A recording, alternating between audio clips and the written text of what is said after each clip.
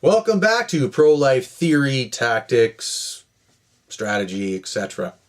with yours truly, the Bad Catholic. I've made this video several times, so I'm going to just frickin' read it. Please don't be offended if I don't look up very often. But I do know what you're all thinking. What the hell do you mean, don't expect conversion? What are we all doing here if we're not expecting conversion? What I mean by don't expect conversion is that one cannot be so foolish as to expect an immediate act of contrition from our opponents, either on the macro level of academia, the media, and the establishment in general, or on the micro level of individual discourse. On the macro level, I touched on the reasons why our opponents cannot be expected to convert in installment 3. But on the micro level, that means the interpersonal level where most of us reside anyway, no one likes to admit they're wrong. And moreover, if they're talking to you from the opposing viewpoint anyway, it's pretty obvious they already have a dog in the race. So it's unlikely they'll shift their position on the spot.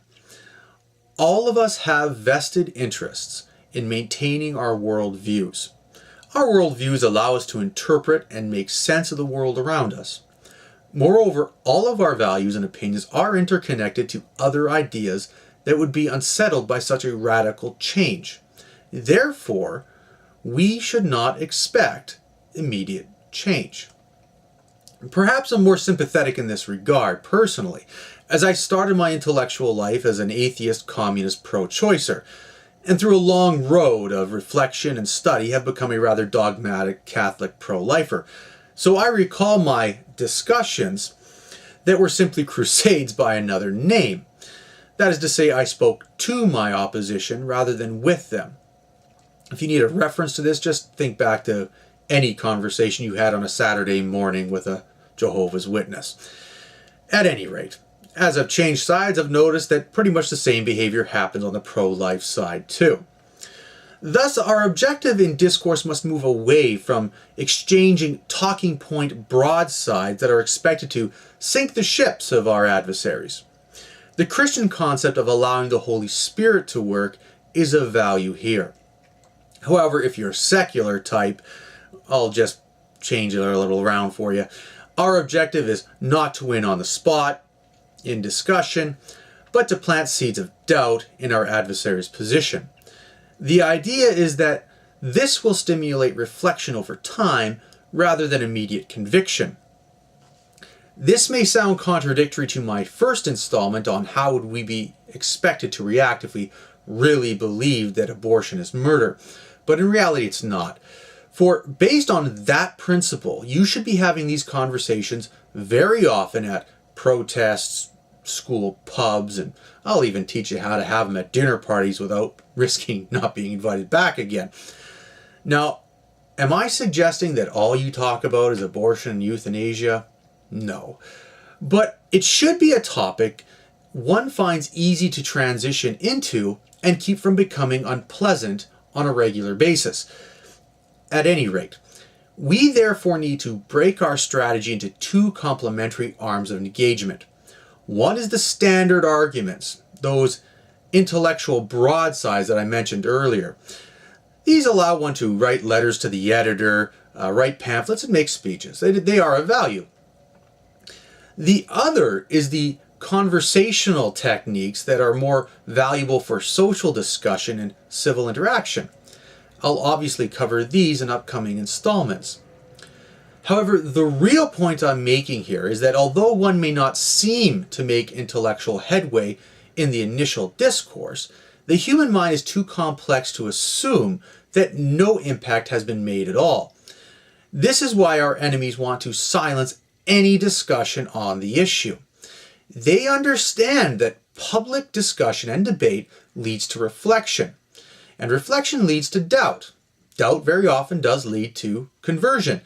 A conversion away from the institutional indoctrination that has been laboriously instituted throughout our society in the last 40+ years. But this three-step process takes time. So don't expect a magic bullet argument to materialize that shoots down your opponent.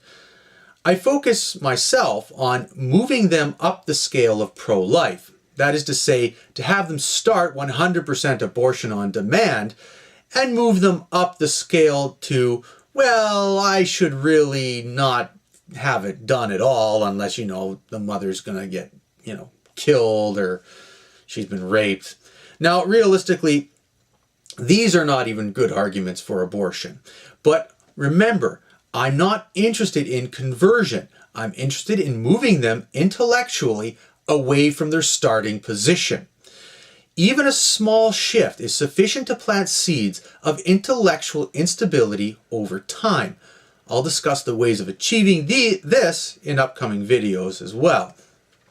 So in conclusion, if there ever is one, what one should intend is a cumulative momentum with our interactions, like the proverbial pebble that starts the avalanche.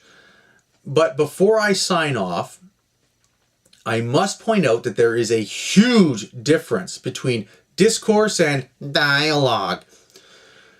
Discourse is to get our citizens to understand the true reality of pro-life. The dialogue is a way for our opposition to get us to perpetually spin our wheels on side issues while they continue their reign of death. But before I digress into another 3 videos on that, I'd better sign off. But until then, this has been the Bad Catholic. Ave Maria, and keep up the good fight. Talk to you all later.